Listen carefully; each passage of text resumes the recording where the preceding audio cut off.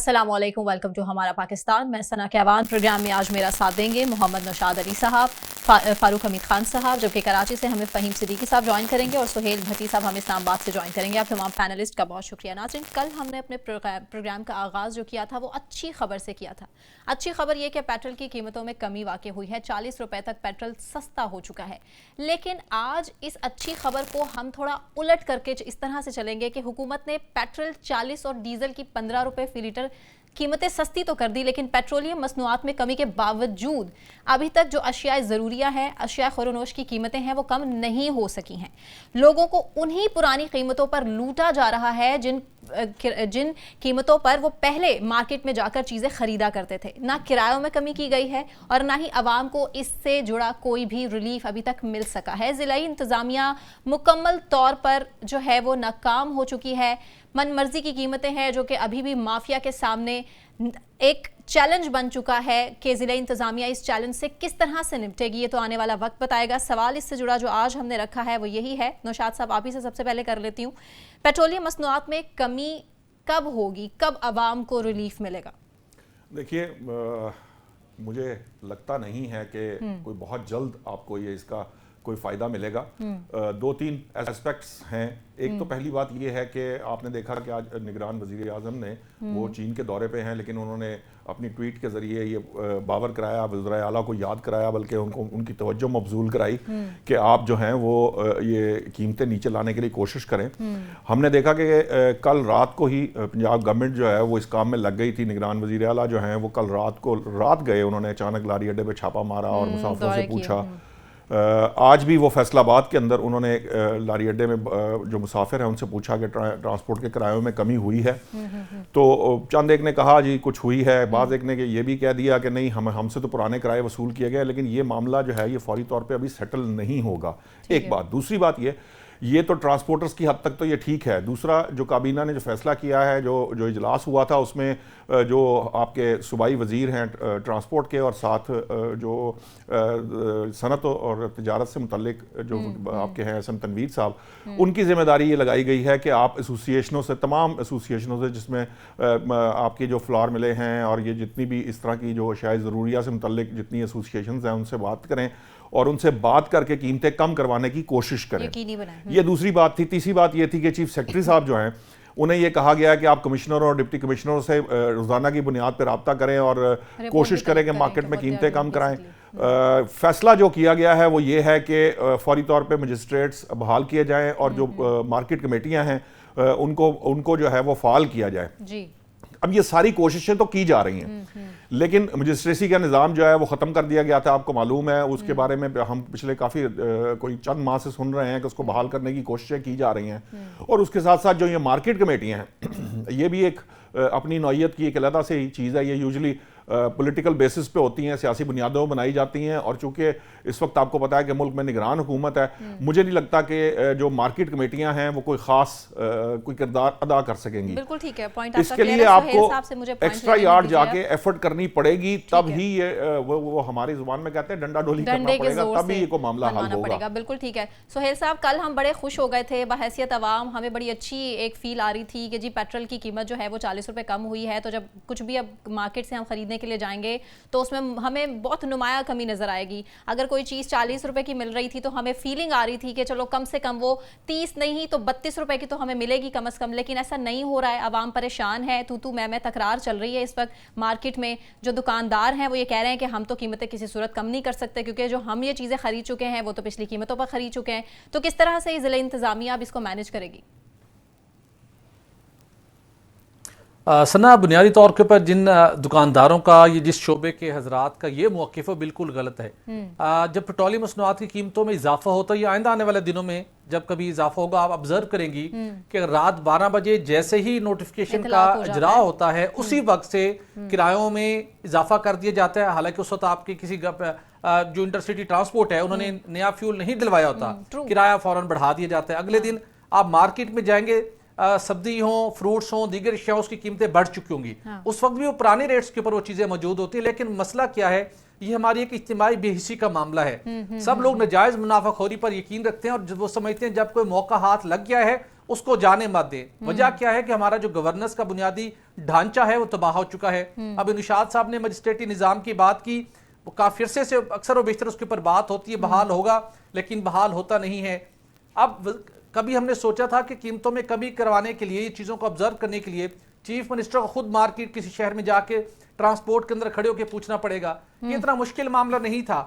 आपका chief commissioner, आपका deputy commissioner, आपका एसी, उससे आप रिपोर्ट तलब करें, उन्हें कहें कि जरा आप उसे वीगो डाले से नीचे उतरे और जाके खुद जाके मॉनिटरिंग करें और हमें शाम को रिपोर्ट पेश करें, जुर्माने करें, कार्रवाई करें और फिर देखते हैं क्यों कीमतें कम नहीं हो सकती। देखिए, सबसे बड़ा जो मसला था, जो इसी हम अपने कौमी रवैये की बात कर ले, लोग आज तक हम ये समझते आए थे कि स्मगलिंग का खात्मा मुमकिन नहीं है, स्मगलिंग को कंट्रोल करना मुश्किल नहीं है, लेकिन जब डेटरेंस का मुजाहरा किया, जब डंडे का इस्तेमाल हुआ, उस स्मगलिंग को हमने लोएस्ट लेवल पर आते हुए देखा। डेली बेसिस पे कार्रवाइयां हो रही हैं। तो जब आप एक्शन करते हैं, दफातर से बाहर निकलते हैं, कोई स्टेप लेते हैं, तो उसके समरात मिलते हैं। ये एक इज्तिमाई बेहिसी है कि जब आप कीमतें बढ़ती हैं फौरन आप हर चीज़ की रेट बढ़ा देते हैं, जब कीमतें कम होती हैं आप उस तनासुब से कीमतों को, किरायों को कम नहीं करते। लेकिन अब चीफ मिनिस्टर साहब भी बाहर निकले हुए हैं और वफाकी हुकूमत का जो रोल है, उसने एक प्राइस पेट्रोलियम मसनूआत की स्पेशली हम बात कर रहे हैं, उन्होंने नोटिफाई कर दी, तो डेफिनेटली जो उसका आम आदमी तक उसके समरात है, सूबाई हुकूमतों की बुनियादी जिम्मेदारी है कि उसको आम आदमी तक उसके समरात को मुंतकिल करे। चीफ सेक्रेटरी की जिम्मेदारी कि फौरी तौर के ऊपर उनका पास लाहेअमल होना चाहिए, डिस्ट्रिक्ट तहसील लेवल तक से वो रिपोर्ट्स हासिल करें, एक्शन करवाएं, फिर देखते हैं कौन इस तरीके से नाजायज मुनाफाखोरी करता है। जब पेट्रोलियम मसनूआत की कीमतों में इजाफा होता है, या आइंदा आने वाले दिनों में जब कभी इजाफा होगा, आप ऑब्जर्व करेंगी कि रात 12 बजे जैसे ही नोटिफिकेशन का इजरा होता है, उसी वक्त से किरायों में इजाफा कर दिया जाता है। हालांकि उस वक्त आपकी किसी जो इंटरसिटी ट्रांसपोर्ट है, उन्होंने नया फ्यूल नहीं दिलवाया होता, किराया फौरन बढ़ा दिया जाता है। अगले दिन आप मार्केट में जाएंगे, सब्जी हो, फ्रूट्स हो, दीगर अशिया उसकी कीमतें बढ़ चुकी होंगी। उस वक्त भी वो पुराने रेट्स के ऊपर वो चीजें मौजूद होती है। लेकिन मसला क्या है, ये हमारी एक इज्तिमाई बेहिसी का मामला है। सब लोग नाजायज मुनाफाखोरी पर यकीन रखते हैं और जब वो समझते हैं जब कोई मौका हाथ लग गया है उसको जाने मत दें। वजह क्या है कि हमारा जो गवर्नेंस का बुनियादी ढांचा है वो तबाह हो चुका है। अब निशात साहब ने मजिस्ट्रेटी निज़ाम की बात की, वो काफी अरसे से अक्सर व बेशतर उसके ऊपर बात होती है, बहाल होगा, लेकिन बहाल होता नहीं है। अब कभी हमने सोचा था कि कीमतों में कमी करवाने के लिए, ये चीज़ों को ऑब्जर्व करने के लिए चीफ मिनिस्टर को खुद मार्केट किसी शहर में जाके ट्रांसपोर्ट के अंदर खड़े होकर पूछना पड़ेगा। ये इतना मुश्किल मामला नहीं था। आपका चीफ कमिश्नर, आपका डिप्टी कमिश्नर, आपका एसी, उससे आप रिपोर्ट तलब करें, उन्हें कहें कि जरा आप उसे वीगो डाले से नीचे उतरे और जाके खुद जाके मॉनिटरिंग करें और हमें शाम को रिपोर्ट पेश करें, जुर्माने करें, कार्रवाई करें और फिर देखते हैं क्यों कीमतें कम नहीं हो सकती। देखिए, सबसे बड़ा जो मसला था, जो इसी हम अपने कौमी रवैये की बात कर ले, लोग आज तक हम ये समझते आए थे कि स्मगलिंग का खात्मा मुमकिन नहीं है, स्मगलिंग को कंट्रोल करना मुश्किल नहीं है। लेकिन जब डेटरेंस का मुजाहरा किया, जब डंडे का इस्तेमाल हुआ, उस स्मगलिंग को हमने लोएस्ट लेवल पर आते हुए देखा। डेली बेसिस पे कार्रवाइयां हो रही हैं। तो जब आप एक्शन करते हैं, दफातर से बाहर निकलते हैं, कोई स्टेप लेते हैं, तो उसके समरात मिलते हैं। ये एक इज्तिमाई बेहिसी है कि जब आप कीमतें बढ़ती हैं फौरन आप हर चीज़ की रेट बढ़ा देते हैं, जब कीमतें कम होती हैं आप उस तनासुब से कीमतों को, किरायों को कम नहीं करते। लेकिन अब चीफ मिनिस्टर साहब भी बाहर निकले हुए हैं और वफाकी हुकूमत का जो रोल है, उसने एक प्राइस पेट्रोलियम मसनूआत की स्पेशली हम बात कर रहे हैं, उन्होंने नोटिफाई कर दी, तो डेफिनेटली जो उसका आम आदमी तक उसके समरात है, सूबाई हुकूमतों की बुनियादी जिम्मेदारी है कि उसको आम आदमी तक उसके समरात को मुंतकिल करे। चीफ सेक्रेटरी की जिम्मेदारी कि फौरी तौर के ऊपर उनके पास लाहेअमल होना चाहिए, डिस्ट्रिक्ट तहसील लेवल तक से वो रिपोर्ट्स हासिल करें, एक्शन करवाएं, फिर देखते हैं कौन इस तरीके से नाजायज मुनाफाखोरी करता है। सकते हैं। देखें, दूध की कीमत मुकर्रर करना, अगर मैं सिर्फ कराची की बात करूं, कमिश्नर का काम है। ट्रांसपोर्ट अथॉरिटी, हमारे पास वजारत ट्रांसपोर्ट मौजूद है, उसका काम है कि वो किराए मुकर्रर करे। हम कोई भी महंगा, किसी भी किस्म की पेट्रोलियम मसनूआत की जब कीमतों में कमी होती है, हम जो है वो ये नहीं देखते कमिश्नर की जानिब से कोई एलामिया आ गया हो कि जनाब दूध की कीमत बढ़ा दी। हमें ये नहीं नजर आता कि ट्रांसपोर्ट अथॉरिटी की जानिब से कोई एलामिया आया हो कि जनाब किरायों में इजाफा कर दिया। नहीं, ये खुद ब खुद जो हमारे यहाँ माफियाज हैं, वो जो है अपने तौर पर ऐलान करती हैं। दूध फरोशों की जानिब से आ जाएगा जनाब इतने रुपए बढ़ा दिए, उनकी तरफ से आ जाएगा ट्रांसपोर्टर्स की जानिब से कि जनाब किरायों में इतना इजाफा कर दिया। अरे भाई, हुकूमत किधर है? कल की बात ले लीजिए, आप जो है कल हमने किरायों में इजाफे की, वो पेट्रोलियम मसनूआत की कीमतों में कमी की खबर चलाई कि जनाब 283 रुपए हो गया। हाँ जी। मैं कल रात को घर जाते हुए जब मैंने पेट्रोल डलवा रहा था मैं, तो वहां 284 लिखा हुआ था। कोई पूछने वाला है नहीं है कि जनाब पूरे मीडिया में 283 चल रहा है और एक पेट्रोल पंप जो है वो 284 में 1 रुपया इजाफे के साथ बेच रहा है। 1 रुपये की कोई ऐसी खास अहमियत नहीं नजर आती। और अब ये एक पेट्रोल पंप है, इस तरह की बेशतर एग्जांपल्स होंगे पूरे मुल्क में। बिल्कुल लीटर्स के ऊपर वो करें तो वो कहां जाएगा? तो हमारे यहाँ मसला ये है, देखिए पाकिस्तान में महंगाई की शरह में सिर्फ इजाफा ही हुआ है। हाँ जी। और इस वक्त भी अगर आप आज की खबरें उठाकर देख लीजिए, इस वक्त पाकिस्तान में 31.4% महंगाई की शरह है। वो श्रीलंका जो भी दिवालिया हो चुका था वहां 3.4 है, ओनली 3.4 अभी दिवालिया हुआ था, हो गया था, वहां सिर्फ 3.4 है। आप 31.4 पर खड़े हुए हैं यार। 38.28 पेट्रोलियम मसनूआत की कीमतें आलमी मंडी में इतना नीचे आ गई, आप कुछ कर ही नहीं पा रहे। आम आदमी को कोई रिलीफ नहीं मिलता इस मुल्क में, सिर्फ और सिर्फ बातें होती हैं। मैं आपको एक और छोटी सी बात आपसे जल्दी से शेयर कर लूं। कराची में कस्टम हुकाम ने जो है स्मगल अशिया के बेचने वाले अफराद के खिलाफ एक ऑपरेशन करना चाहा, तारिक रोड पे चले गए छापा मारने। वहां पर उनकी वो पिटाई हुई है, वो फायरिंग हुई है उनके ऊपर, वो पथराव हुआ है उनके ऊपर कि वो अपना ऑपरेशन छोड़कर भागे हैं वहां से। ये है माफियाज जो आपको कुछ करने ही नहीं देती, और ना उसके बाद आज तक कोई गिरफ्तार हुआ। इतनी हंगामा आ रही, इतनी फायरिंग, इतना कुछ होता रहा, पुलिस ने आज तक कोई एक गिरफ्तारी नहीं की है। ठीक है, तो मसला सारा ये है कि हम माफियाज के आगे नाकाम हैं। ठीक, फारूक साहब, इस मुल्क के अशराफिया ही इस मुल्क के माफिया हैं। आप किससे लड़ेंगे? जो कानून बनाने वाले हैं वही कानून को तोड़ते हैं, आप किसके खिलाफ एक्शन लेंगे? बहुत शुक्रिया।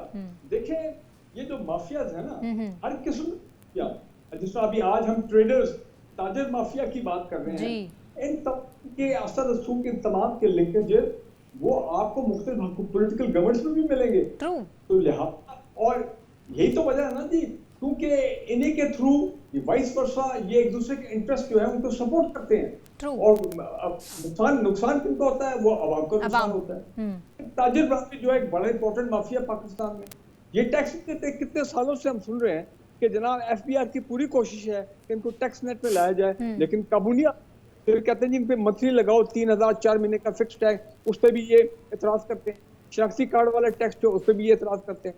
तो कमिंग टू द पॉइंट, देखें पहले तो दुआ करें कि 1 नवंबर को ये ना हो कि ये जो 40 रुपए का रिलीफ मिला विच इज सब्सटेंशियल और लोगों पे बड़ा पॉजिटिव इफेक्ट दिया है कि पता लगे कि फिर रुपए महंगा हो जाए, फिर आप अपना ये ट्रांसपोर्टर के पीछे भाग रहे होंगे, फिर ये ताजिर बरादरी में कि भाई वो कहेंगे जब कीमतें बढ़ाओ। तो बात सारी ये है कि जो लोकल गवर्नमेंट्स हैं हमारे यहाँ, गवर्नमेंट का निज़ाम ही नहीं एस्टैब्लिश हो सका। जिस मिनिस्टर साहब, मैंने भी हैरान था कि चीफ मिनिस्टर साहब पंजाब में उनको जाना पड़ा लारी अड्डा के ऊपर और लोगों को पूछना भाई वो किधर है नीचे वो जरा किधर है वजीर, कहाँ पे है वो चीफ सेक्रेटरी, कहाँ पे नीचे वो बाकी लोग हैं डिपार्टमेंट के लोग जो हैं, उनका काम है लोकल गवर्नमेंट और ये तमाम इनका। और फारूक साहब अब क्यों नजर नहीं आता कि गिरफ्तारियां नहीं होती? अब इस माफिया के खिलाफ क्रैकडाउन क्यों नहीं होता? इन्हें जेल की सलाखों के पीछे क्यों बंद नहीं किया जाता? सुहेल भट्टी साहब ने कहा पाकिस्तान में चलता है डंडा, और अभी जब हर माफिया के खिलाफ क्रैकडाउन में चल रहा है, डंडा चल रहा है और रिजल्ट सामने आ रहे हैं, तो इस के खिलाफ कार्रवाई होनी चाहिए। इनकी भी तबीयत साफ होनी चाहिए क्योंकि अवाम डायरेक्टली इनसे अफेक्टेड है। तो ये इंपॉर्टेंट चीज। ठीक, और लेकिन ये रिजल्ट्स भी कुछ बहुत सेटिस्फैक्टरी नहीं है जिस पर हमें बहुत खुश हो जाना चाहिए, और आने वाले वक्त में हमें यही खुशी से जो है झूम उठना चाहिए कि जी मुल्क जो है, मईशत हमारी बड़ी कंट्रोल्ड है और आने वाला वक्त जो है बहुत अच्छा हो जाएगा। ये तो बहुत बड़ा सवालिया निशान है। इस पर भी नौशाद साहब आपसे मैं पूछ लेती हूँ, ये पर्ची सिस्टम से हम आखिर कब निकलेंगे? ये एक माफिया जो टैक्स से बचने के लिए अभी तक पर्ची सिस्टम को बंद नहीं कर सका, इस पर कुछ कमेंट करें।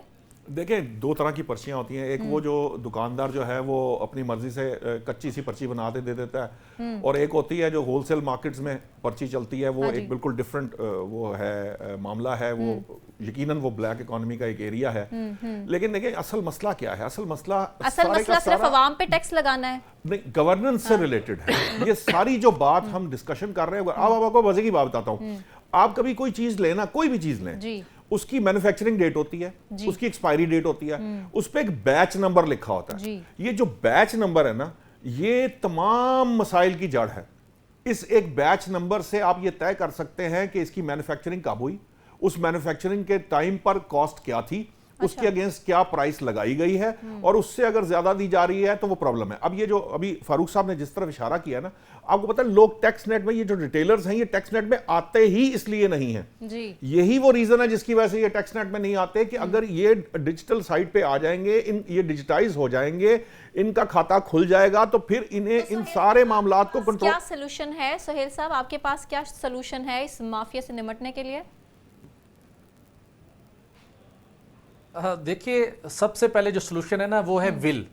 जिसने इस माफिया से निपटना है उसको विल पैदा करनी पड़ेगी। नंबर 2, देखिए हमारे यहाँ बेशतर शोबों के अंदर मसाइल से निपटने के लिए जो कवानीन है ना, वो 1857 के बाद और 1857 से 1900 के दरमियान जो कुछ कवानीन बने थे ना, ये 1900 के अवाइल में आज तक वही कवानीन मौजूद है जिनकी इम्प्लीमेंटेशन इस कदर मुश्किल है, और अगर इम्प्लीमेंट हो जाए तो उसको मुलजिम को या उस शोबे से अंदर खिलाफ कानून का खिलाफ कानून इकदाम करने वाले को मंतकी इंजाम तक पहुंचाना नामुमकिन हो जाता है। सब लोगों को पता है कि कुछ होना कुछ नहीं है, लिहाजा मिल मिला के काम चलाई रखें। हाँ, उन कवानीन को मौजूदा हालात के मुताबिक, मौजूदा जिस सिचुएशन का हमें सामना है और मौजूदा जिस तरीके से माफियाज ने नए नए तरीके वारदात निकाले हुए हैं, उसके मुताबिक आप अपने कवानीन को रिविजिट करें, उसके बाद विल का मुजाहरा करें, और उसके साथ वो लोग जो इन माफिया की सरपरस्ती करते हैं सिस्टम में बैठते हुए, उन्हें भी एक डेटर्स का उनके खिलाफ भी मुजाहरा करना चाहिए,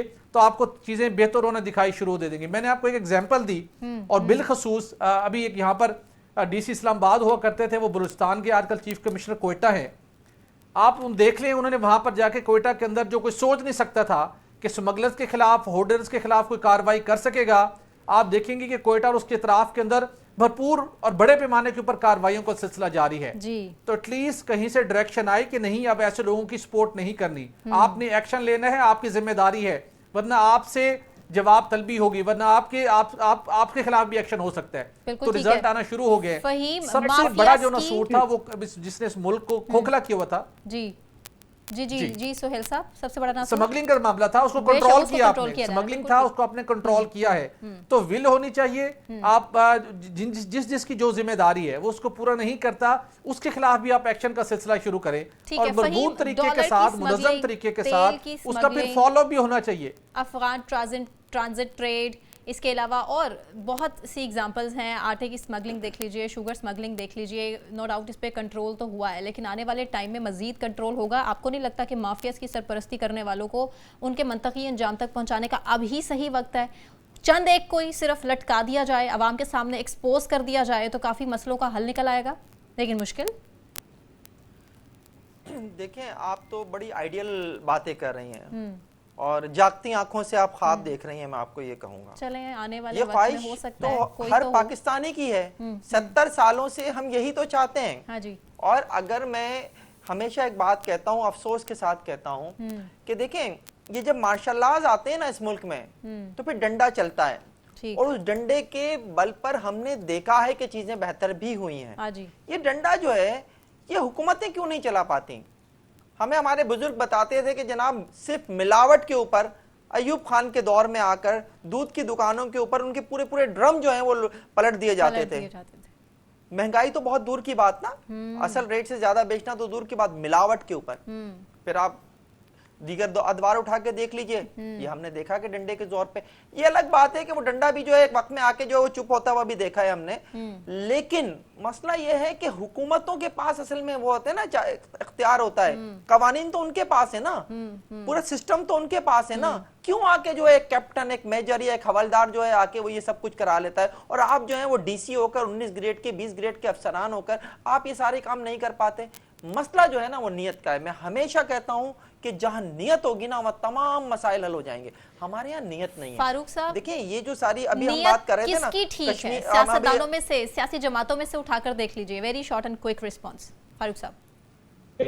सियासी जमातों में तो बिल्कुल लैक ऑफ पॉलिटिकल विल है, जिससे फिर हालात और बिगाड़ आ जाते हैं। फिर ये मिलिट्री इंटरवेंशन होनी पड़ती है, फौज को डायरेक्टली इन्वॉल्व होना चाहता है, होना पड़ता है, हालात करती है।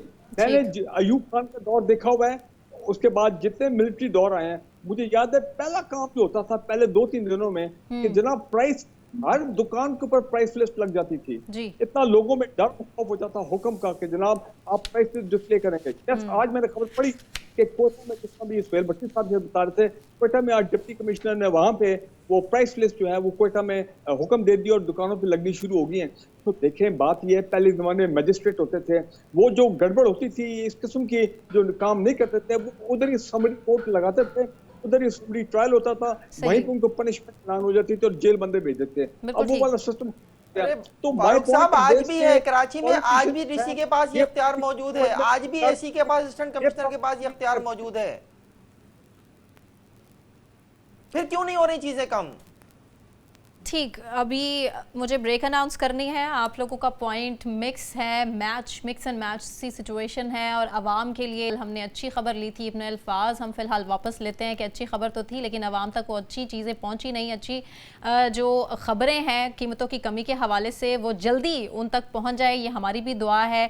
और अभी ब्रेक से वापस आने के बाद हम नैब तरामीम का जिक्र करेंगे। वफाकी हुकूमत ने यह फैसला चैलेंज कर दिया है। हमारे साथ रहिए।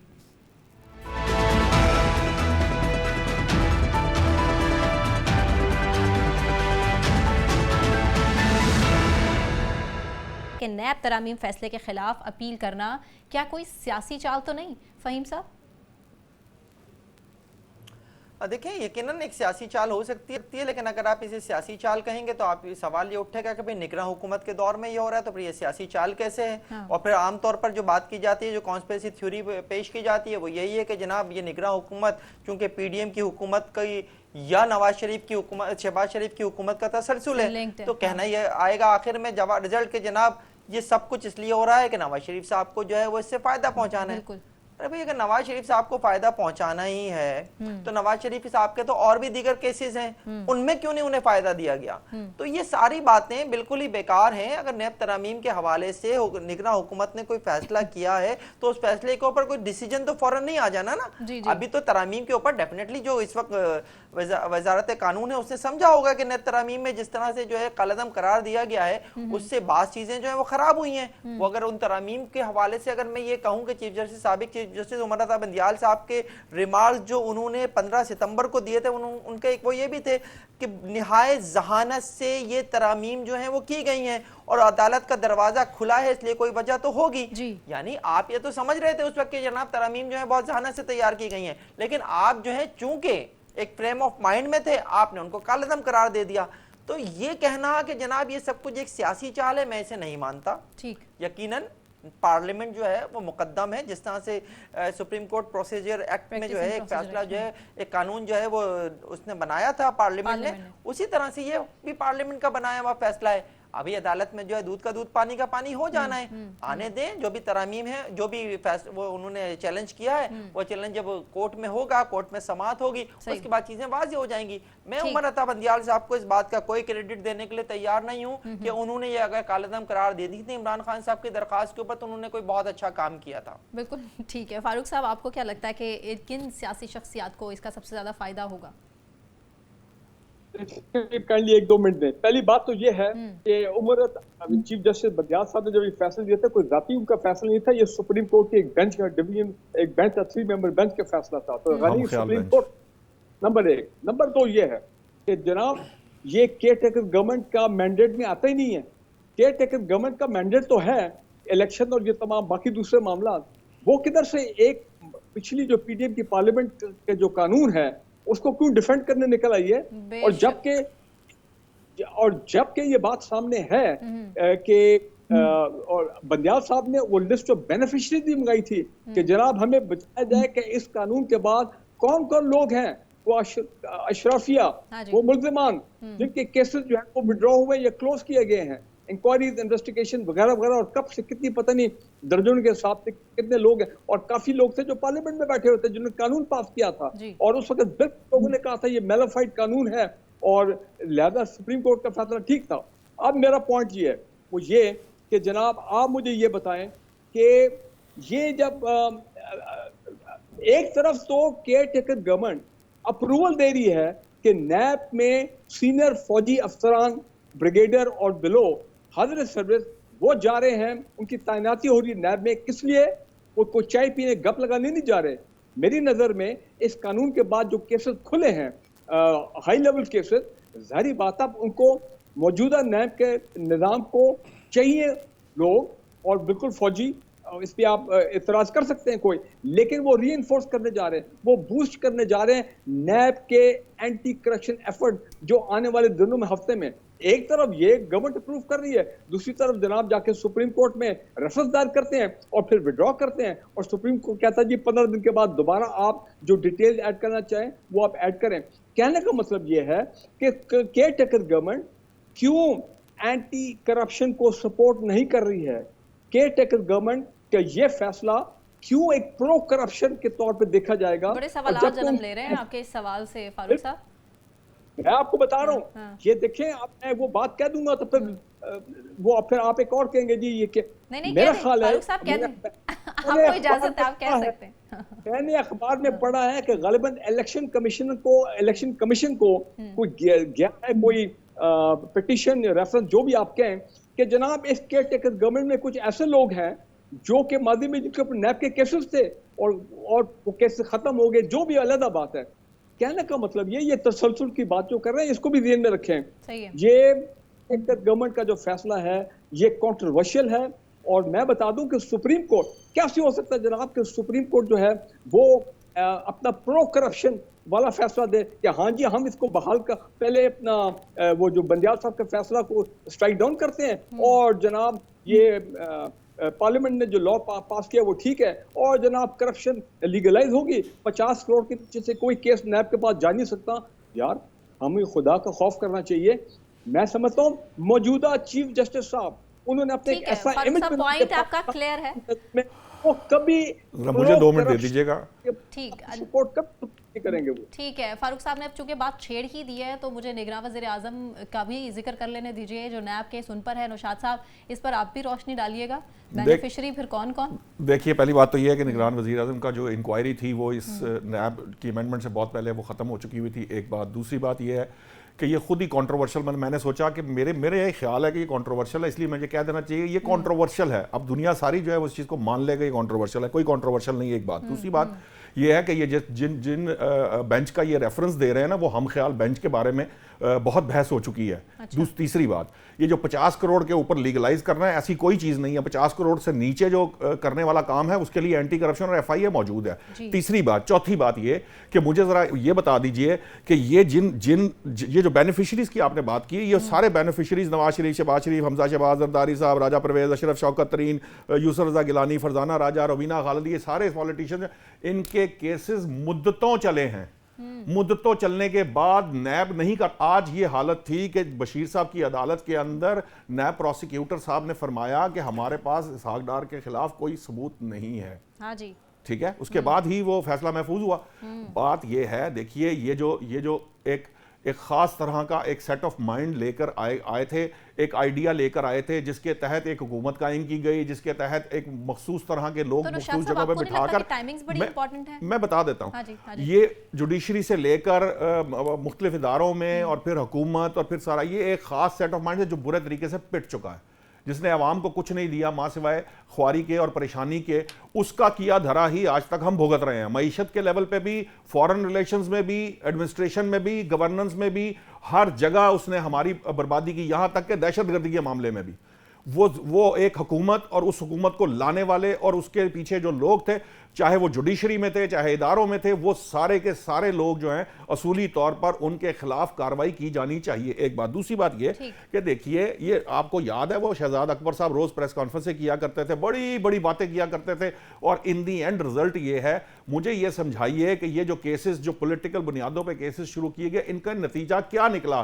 किसको आपने आज तक सजा दी? किसको आपने जेल की सलाखों के पीछे धकेला? हमारे यहाँ ये बहुत मिसकंसेप्शंस हैं। ये जो आखिरी दिन फैसला, आप खुद सोचिए ना, मुद्दत मुलाजमत के दिन, आखिरी दिन मैं जब फैसला दूंगा तो फिर लाजमन मुझे कहीं ना कहीं से प्रेशर होगा, किसी ना किसी को सर्व करना होगा कि जी इसके बगैर तो गुजारा नहीं। ये भी नहीं मैंने गवारा किया कि यही बेंच जिसके बारे में हम ख्याल बेंच की बात की जाती है कि चलो यार इसके बाद यही लोग दे देंगे, कहीं गलती से भी एक मेरी जगह पे कोई दूसरा जज ना आ जाए जो इसके खिलाफ जो हमें डिमांड है या जो हमें पे प्रेशर है उसके खिलाफ फैसला है। देखिए बात ये है, मसला क्या है? मसला ये है कि ये निगरान, ये दूसरी बात, ये एक और बात की गई है कि निगरान हुकूमत का मैंडेट नहीं है। देखिए आपने जब ये आपने 10 में से 9 शिकों की बात की, मुझे बताएं 10वीं शिक क्यों बहाल की गई, उसे क्यों कायम रखा गया? वो नजरिया जरूरत था इसलिए क्योंकि उसके बगैर आपका निजाम नहीं चल रहा था। तो आज निगरान हुकूमत को यह बात समझ में आ रही है कि जनाब आपको याद नहीं है, शाहिद खाकान अब्बासी ने बरमला कहा, आपके अपने लोगों ने कहा, यहां तक कि तहरीक इंसाफ खुद इन्हीं अमेंडमेंट्स के ऊपर काम करती रही, खुद बुला बुला के दूसरी जमातों को अपने दौरे हुकूमत में जो वज़रा हैं वो दूसरों को कन्विंस करते रहे कि ये तरामीम हमें चाहिए। हो सकता है कोई एक दो बातें इधर हो गई हों, दो चार बातें इधर हो गई हैं, लेकिन ये सारी बातें हैं जो तमाम सियासतदान कह चुके हैं। सेक्शन 15-14 के तहत मुफाद आमा के हवाले से ये बात की थी कि मुफाद आमा के हुकूक मुतासर हुए हैं, इसी वजह से ये फैसला सामने आना जरूरी था। खैर, आपका पॉइंट शायद साहब क्लियर है। मुझे इस हकदार की बात करनी है। सोहेल साहब, आप ही से मैं पूछ लेती हूँ, नैब ने अभी ये फैसला फिलहाल उनके खिलाफ जो केस था उसको महफूज किया है, बड़ी टाइमिंग्स इंपॉर्टेंट हैं, आपको नहीं लगता?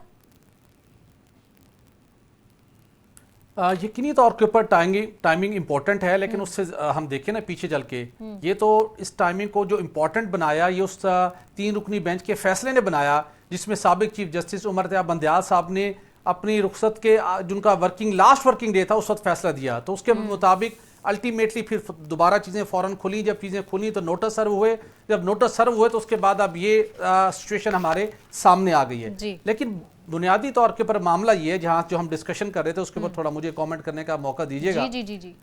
निगरान हुकूमत क्यों इस मामले को लेकर चल रही है? निगरान हुकूमत इसलिए इस मामले को लेकर चल रही है कि जो इलेक्शन एक्ट के सब क्लास ऑफ सेक्शन 230 के मुताबिक रनिंग मैटर्स होंगे, उसको निगरान हुकूमत ने लेके चलना है। पहले कानून बना था, उसको स्ट्राइक डाउन किया गया, अब उसको रिव्यू होना है या अपील होने, तो निगरान हुकूमत ने उसको आगे लेके चलना है। दूसरी बात यह सना, आपने मुल्की मफाद आमा की बात की, बुनियादी हकूक की बात की, आप सुनकर हैरान होंगी कि इस जो फैसला आया 3 रुकनी बेंच का, उसको जो चैलेंज किया था चेयरमैन पीटीआई ने, उसके अंदर उन्होंने भी इस कानून को चैलेंज किया था जी। और सबसे पहले नैब कानून में जो तरमीम हुई थी वो पाकिस्तान तहरीक इंसाफ की हुकूमत ने की थी। चेयरमैन पीटीआई ने कराची में खड़े होकर कराची के ताजरों को नवीद सुनाई थी, खुशखबरी दी थी कि आज आपके लिए खुशखबरी है कि वो कानून जिसकी वजह से इस मुल्क का निजाम रुक चुका था, कारोबारी सरगर्मियां रुक चुकी थी, मुल्क आगे नहीं बढ़ सकता था, उसके अंदर हमने अमेंडमेंट कर दी। उसके बाद में आने वालों ने भी जो 22-23 साल गुज़श्ता नैब की जो बड़ी अचीवमेंट्स थी, जितनी नैब ने रिकवरीज की थी और जो सारा उसका क्रक्स था उसको पेश नजर रखते हुए उन्होंने भी तरमीम की। इस वक्त लेटेस्ट सिचुएशन ये है कि कोई ऐसी जमात नहीं है जो नैब के कानून को बुरा नहीं समझती थी या उसके अंदर जो खामियां थी, जो फ्लॉज थी, उसको दूर नहीं करना चाहती थी। अल्टीमेट वो हुआ, लेकिन असल जो चीज़ है, जो उसका फैसला आया और जिस तरीके से उसको मखसूस तरीके से इंप्लीमेंट करने की कोशिश की गई, वो सियासी अनाद की उसके अंदर झलक है। और मैं आपको ये बता रहा हूं, जिस तरीके से supreme court practice and procedure act का फैसला आ चुका है और जिस बेस के ऊपर ये नैब के कानून में तरमीम हुई थी, आने वाले दिनों में जब भी इसके ऊपर अपील लगेगी, ये कलअदम करार दिए जाने का फैसला सस्टेन नहीं कर पाएगा। और हमें इस चीज को मद्देनजर रखने की जरूरत है कि तमाम अवामी नुमाइंदों के ऊपर हमेशा बात की है कि नैब के कानून ने इस मुल्क को नाकाबिले तलाफी नुकसान पहुंचाया है, इसका गलत तरीके से इस्तेमाल हुआ है। इस मुल्क की आला अदालतों ने, सुप्रीम कोर्ट ऑफ पाकिस्तान के मौजूद जजी साहबान की ये स्टेटमेंट्स ऑन द रिकॉर्ड हैं कि नैब के कानून को पॉलिटिकल इंजीनियरिंग के लिए इस्तेमाल किया गया। तो हमें कहीं ना कहीं से तो हमने बेहतरी का आगाज करना ही है, या हमने उस चीज को कंटिन्यू रखना है। तो लिहाजा ये सस्टेन नहीं कर पाएगा। तो सब लोग इसके ऊपर मुत्तफिक थे और उसके साथ वाज़े तौर पर कहा गया कि किसी के बुनियादी हकूक मुतासिर नहीं हुआ। तो मेरे ख्याल में हमें जब कहीं दुनिया भर के अंदर कोई भी कानून बनते हैं, उसके अंदर अगर फ्लॉज आते हैं, उसका रिजल्ट ठीक नहीं आता, तो उसको रिविजिट करने के अंदर कोई हर्ज नहीं होता। और इसका यह मतलब नहीं है कि नैब का कानून में अगर तरमीम हो गई है तो किसी सियासतदान को, किसी 50 करोड़ पैसे कम करप्शन करने वाले को खुली छूट होगी, कोई पूछ नहीं सकता। रेलिवेंट कानून, रेलिवेंट इदारे मौजूद हैं, फिर भी पूछ कुछ हो सकती है और शायद मौसर तरीके से हो सकती है। तो मेरे ख्याल में निगरान हुकूमत ने जो इसको फैसला किया है, उन्होंने इसके मुताबिक इसको डेफिनेटली उन्होंने इसको प्रोसीड करना है, उनके ये मैंडेट के अंदर शामिल है। रही बात इसहाक डार के फैसले से उनके केस से मुतल्लिक, उसका मामला ये है वो केस बना ही गलत बुनियादों के ऊपर था। नैब की बुनियादी मसला यही है। बहुत से लोगों को एक वक्त ये था, हम लोगों से बात करते थे कि जिसको नैब ने 90 रोज के लिए गिरफ्तार कर लिया वो तो पक्का लीडर बन गया। नैब के एक्शन के नतीजे में लोग लीडर बनते रहे, क्योंकि गलत की बुनियाद के ऊपर केसेस बनाए जाते थे। उनकी आमदन से जायद जो जिस बुनियाद के ऊपर केस बनाया गया, वो जब आप साबित नहीं कर सकेंगे तो यही होगा। जब मरियम नवाज साहिबा की हाई कोर्ट में अपील लगी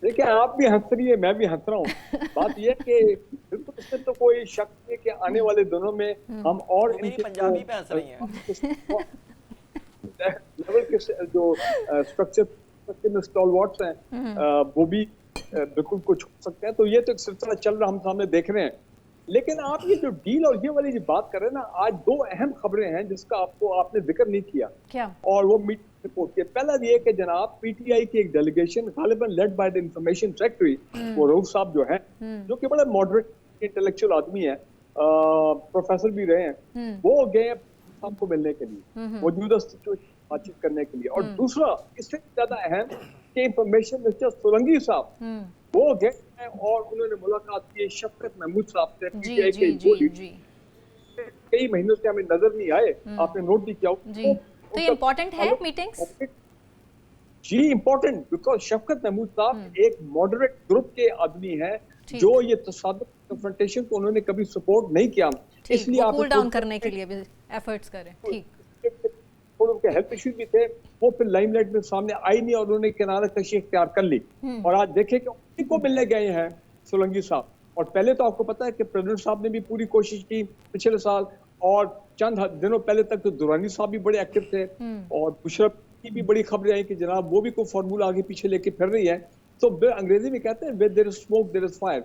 तो यकीनन कुछ ना कुछ तो बात चल रही होगी कि जो के और ये खासकर सोलंकी साहब जो मिले हैं वो बड़ा इंपॉर्टेंट है, जिसके बारे में बात हुई है कि जनाब इस वक्त जो सियासी मुफाहमत और एक ऐसा माहौल रिकंसिलिएशन का बिफोर द इलेक्शन, ताकि एक अच्छे माहौल में इलेक्शन जो वो हो सके। तो इसका मतलब यह है हुकूमत की तरफ से ये पहली मर्तबा एक कॉन्टेक्ट आ रहा है with the PTI top leader पहले, तो मैं इसको बड़ी इंपॉर्टेंस दे रहा हूँ। आप देखते हैं कि आगे जो सदर के जरिए थोड़ी इनिशिएट कराने की भी कोशिश की जा रही है।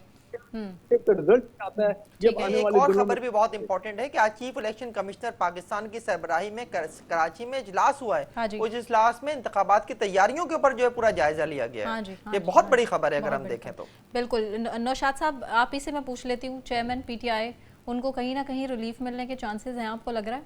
देखिए, मैं नहीं समझता कि कोई ऐसी बात अभी फिलहाल ऑन कार्ड्स इस लिहाज से है, क्योंकि आपके पास भी बड़ी कुछ ब्रेकिंग्स हैं जो अभी आप ऑन एयर डिस्कस नहीं कर रहे, तो मैं चाहूंगी कि आप सामने रखें आवाम के, हमारे हम भी सुन लें। नहीं, कुछ चीज़ें जो हैं वो हमने तो चूंकि हमारी ट्रेनिंग ये हुई है कि हम प्री मैच्योर चीज़ों पे बात नहीं करते, अनटिल अनलेस समथिंग हैपेंस तो हम उस पर तज्जिया कर सकते हैं। लेकिन अगर ब्रेकिंग का मामला है, देखिए मैंने आपको कल बताया था कि जो इस्तेकाम पाकिस्तान पार्टी को जो डेंट पड़ेगा उसके बारे में आपको बता दिया था। देखिए मसला है क्या, प्रॉब्लम क्या है, ये जितनी भी फर्ज करें कि अगर फर्ज कर लेते हैं कि ये जितनी भी डील की गुफ्तगू, देखिए फ़हीम साहब ने एक बात आपको बड़ी क्लैरिटी के साथ बताई है कि एक जुर्म ऐसा है जिसकी माफी नहीं है।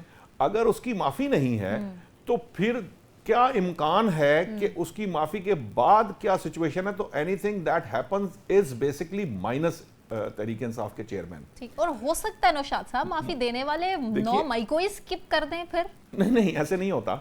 ऐसे मुमकिन नहीं है। देखिए कुछ चीजें ऐसी होती हैं जिनको फौरी तौर पे जिनके ऊपर मट्टी डाल देना भी मुमकिन नहीं हो पाता। हो सकता है किसी आने वाले वक्त के अंदर, एक वक्त गुजरने के बाद उसके ऊपर कुछ इंप्लीमेंट किया जा सके या उसके ऊपर से मट्टी हटा दी जाए या कुछ कर दिया जाए। बात यह है इस वक्त जो सिचुएशन है उसके अंदर मैंने आपसे जो बात कही है कि अभी जो फर्दर इलेक्शंस हैं, जो आने वाले इलेक्शंस हैं, उसके अंदर जो सिचुएशन होगी पाकिस्तान तहरीक इंसाफ तो ज़रूर होगी, लेकिन वो लोग जो 9 मई में इन्वॉल्व हैं उनको किसी सूरत किसी हाल में भी इस चीज़ की इजाज़त नहीं होगी कि वो इंतखाबात में हिस्सा ले सकें। एक बात। दूसरी बात यह है कि देखिए जो सिचुएशन इस वक्त बनी हुई है, मैंने कल भी एक तरफ आपको रेफर किया था, एक छोटा सा मैंने आपको इंडिकेट किया था कि ये सारी चीज़ें तहरीक अदम एतमाद से पहले हुई हैं। ऐसा नहीं है, ये बात को समझें कि वो एक फॉर्मूला था, एक फॉर्मूला यहाँ लाया गया, एक वज़ीर आज़म को हटाकर एक बेस बनाई गई और उसके बाद एक हुकूमत कायम की गई। वो जो पूरे का पूरा जो फॉर्मूला था वो पिट गया, वो धड़ाम से गिरा क्योंकि उसने डिलीवर नहीं किया। ये एक बड़ी सिंपल रीजन है, अगर वो डिलीवर करते तो मामलात आगे बढ़ सकते थे। आप देखिए फारूक हबीब साहब की प्रेस कॉन्फ्रेंस में अगर आप तफसीली उसको सुने तो उसके अंदर बहुत सी ऐसी चीजें हैं जो बता रही हैं कि बेसिकली जो पाकिस्तान तहरीक इंसाफ की हुकूमत थी उसका डाउनफॉल क्या था और वो गिरी क्यों। अब जब वो गिरने के लिए जब तहरीक अदम एतमाद की तैयारी शुरू हुई तो उससे पहले बहुत सी चीजें तय की गई। पहले ये बात तय की गई कि ये गलतियां माजी में हुई हैं, ठीक है, और फिर ये तय किया गया कि इन गलतियों का अब मुदावा भी किया जाएगा। सो अभी गलतियों के मुदावे का वक्त चल रहा है। अब उसमें ये जरूर है, फहीम साहब की भी एक बात ये कहते होते हैं कि इसके लिए गलती दर गलती नहीं होनी चाहिए। ये नहीं कि आप उदा मुदावा करने के लिए मजीद गलतियां करें, ये किसी सूरत नहीं किया जाना चाहिए, लेकिन आपको एक प्रॉपर नेचुरल कोर्स के ठीक है। अंदर नौशाद चीजों साहब, को पॉइंट चलाना आपका चाहिए। क्लियर है। सोहेल साहब, आवाम की याद दहानी के लिए और आसान लफ्जों में आवाम को बताने के लिए साइफर को एक दफा फिर से जरा दोहरा दीजिए कि मुदाखलत क्या थी और क्यों की गई। सना, मामला ये है कि अदम-ए-एतमाद की तैयारियां हो रही थी, कुछ इतलात भी मिल चुकी थी, और उसके बाद चेयरमैन पीटीआई ने एक जलसा किया इस्लामाबाद में, और वहाँ पर उन्होंने जेब से कागज़ लहराया और कहा कि ये साजिश हुई है और इस साजिश के ज़रिए इसको आने वाले दिनों में हम बेनकाब करेंगे कि मुझे निकाला जा और रहा है। ये एक बैरून मुल्क से हुई है। अमेरिका का नाम लिया और कहा कि हमारे अमेरिका ने हमारे इदारों पर दबाव डाला और उन्होंने उनकी सपोर्ट की और मेरी गवर्नमेंट को टॉपल किया गया, और सारा इल्ज़ाम उसके ऊपर धरते रहे। और वो जो साइफर है वो सीक्रेट एक्ट के तहत था, उसको इस तरीके से आप अपनी कस्टडी में नहीं रख सकते थे, उसको बिठा के अपनी काबीना के अरकान को प्लान नहीं कर सकते थे कि हमने इसको सियासी मकासद के लिए इस्तेमाल करना है, इसके ऊपर हमने खेलना है। बहुत कुछ होता रहा, उसकी ऑडियो लीक्स भी सामने आई, तो एक सारा केस एस्टेब्लिश हो गया। देखिए अब चीज़ एस्टेब्लिश हो चुकी, उसके बाद उन्होंने उस बयानियों को खुद ही उससे हट के गए, अमेरिका के जो किरदार के ऊपर इल्ज़ाम तराशी करते रहे उससे भी वो जो सीक्रेट एक्ट की वायलेशन हुई उसके मुताबिक कानून ने आगे बढ़ना था। और दूसरी बात यह है कि जिस स्टेज के ऊपर केस पहुंच चुका है, आज फर्द जुर्म आयद नहीं हो सकी, 23 अक्टूबर उसकी नेक्स्ट डेट है, वहां पर चेयरमैन पीटीआई और शाम कुरैशी साहब के ऊपर फर्द जुर्म आयद होनी है। मसला क्या है, देखिए किसी भी कानून की आप खिलाफ वर्जी करते हैं, आपके ऊपर इल्जाम लगता है, FIR का इंदराज होता है, केस कैसे आगे बढ़ता है? केस आगे बढ़ता है फिर गवाहान के बयानात की रोशनी में और एविडेंस की रोशनी में।